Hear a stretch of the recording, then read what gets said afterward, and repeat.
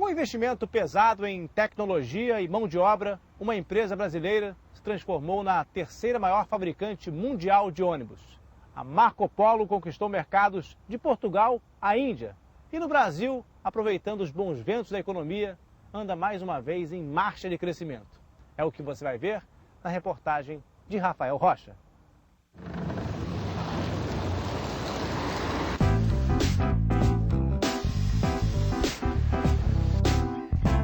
O passeio pela fábrica já é uma tradição. Seu Paulo, como é chamado pelos funcionários, tem como hábito passar pela indústria e cumprimentar os trabalhadores.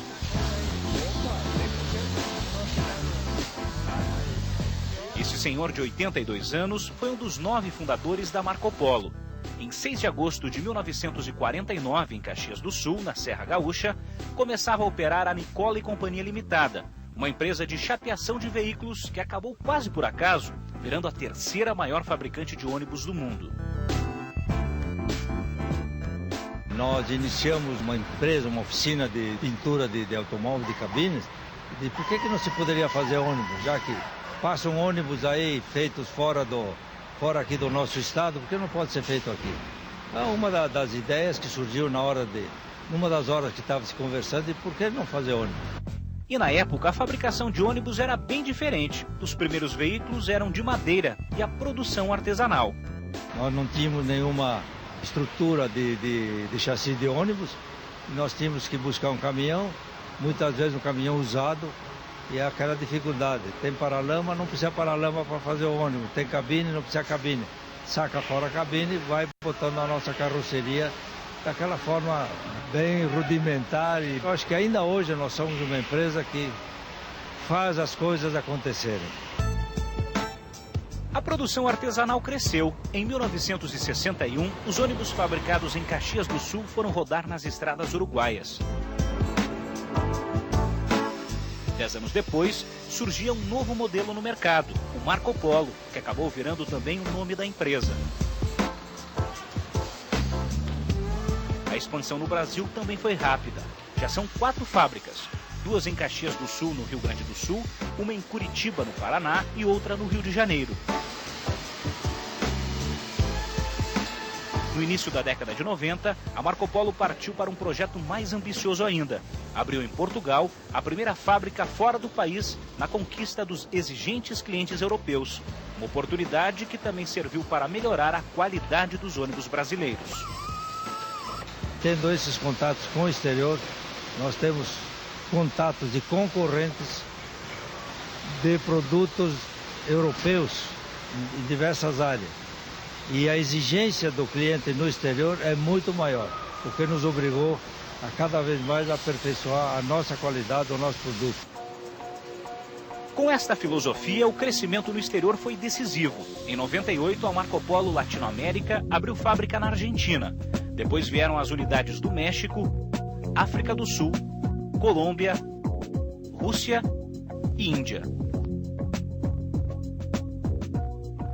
A essência da internacionalização está baseada no nosso habilidade de manufaturar. A gente só se aventurou para o mercado externo porque teve consciência de que que temos um processo de manufatura diferenciado, usando os mesmos fatores econômicos, não é? Mão de obra, os custos do país. A gente entende que tem capacidade de competir nos diversos mercados.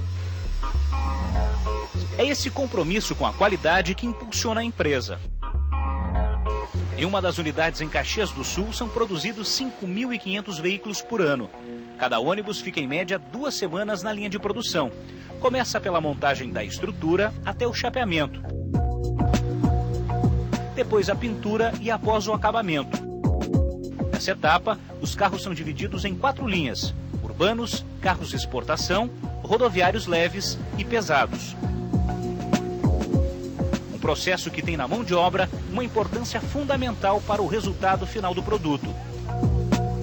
Desde 1986, a organização adota uma filosofia japonesa para administrar. O funcionário contribui com sugestões e melhorias, interagindo na tomada de decisões. O nosso pessoal se sentiu daí para frente descontraído e à vontade para falar, para dizer as coisas das coisas que ele pensa, fazer sugestões e até críticas que são bem-vindas.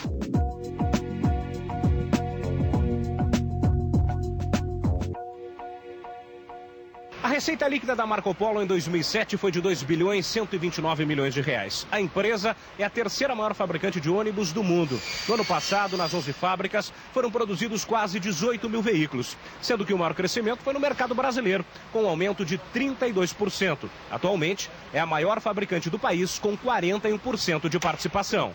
As estimativas para este ano são ainda mais otimistas. A produção de ônibus deve crescer 16% e atingir 21 mil unidades, o que garante um aumento no faturamento de 300 milhões de reais. O mercado brasileiro em forte crescimento, muito comprador. O mercado externo, de forma geral, também comprador. Ou seja, as demandas estão fortes na região Latinoamérica e na maioria das fábricas onde a Marco Polo está colocada. Em setembro, começa a operar a maior fábrica de ônibus do mundo. É a segunda unidade da Marco Polo na Índia, com capacidade para produzir 21 mil carros por ano. Nosso objetivo não é entrar numa guerra miúda em todos os lugares, mas encontrar os maiores mercados nos quais a nossa competitividade de inteligência industrial faça sentido. Então a Marco Polo se instalou e os últimos dois projetos são o projeto de Rússia e o projeto de Índia, que estão em fase de maturação. A nossa fábrica na Índia, especificamente a fábrica de Dharwad, será a maior fábrica de ônibus do mundo em quantidade de unidades produzidas, num dos maiores países do mundo, portanto faz todo sentido. Outro diferencial da indústria é produzir ônibus de acordo com o gosto do cliente, tarefa que os 12.500 funcionários cumprem à risca. O top de linha é este modelo Paradiso, o primeiro ônibus de 2 andares fabricado no Brasil. A parte inferior pode ser personalizada. Esta, por exemplo, é composta por uma sala de jogos. Este luxo e conforto chega a custar R$ 800 mil.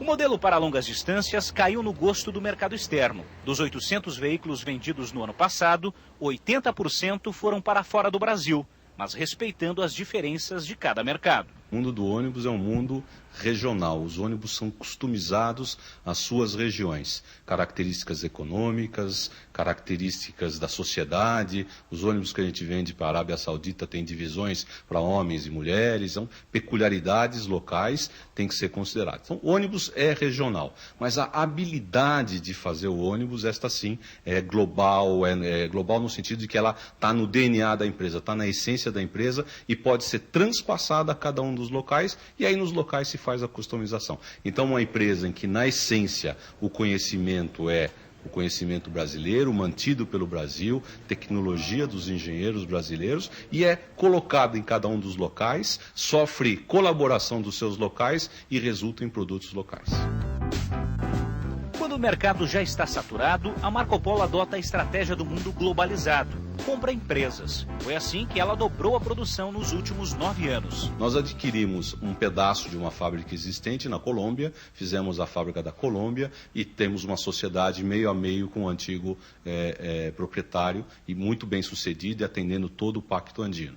Nós, o ano passado, nos últimos dias do ano passado, compramos 33% da maior fabricante argentina de ônibus urbanos, a Metalpar, e também uma operação bastante interessante, bastante importante, porque nós estávamos fora de um importante segmento de mercado. Nós estávamos vendendo para a Argentina somente rodoviários a partir de exportação do Brasil, e agora estamos manufaturando ônibus na Argentina através da Metalpar e agregando o que a Metalpar? A nossa inteligência industrial, a nossa marca, o nosso produto ali. E pelo visto, esta viagem ainda tem longos quilômetros pela frente. A empresa, avaliada em 2 bilhões de reais, tem cerca de 7% do mercado mundial de ônibus e quer mais, porque sabe que vai encontrar muitas oportunidades pelo caminho. A grande maioria dessas oportunidades está na Ásia, pela dimensão da população que lá reside, algumas oportunidades no Oriente Médio, na própria África e no próprio Norte América.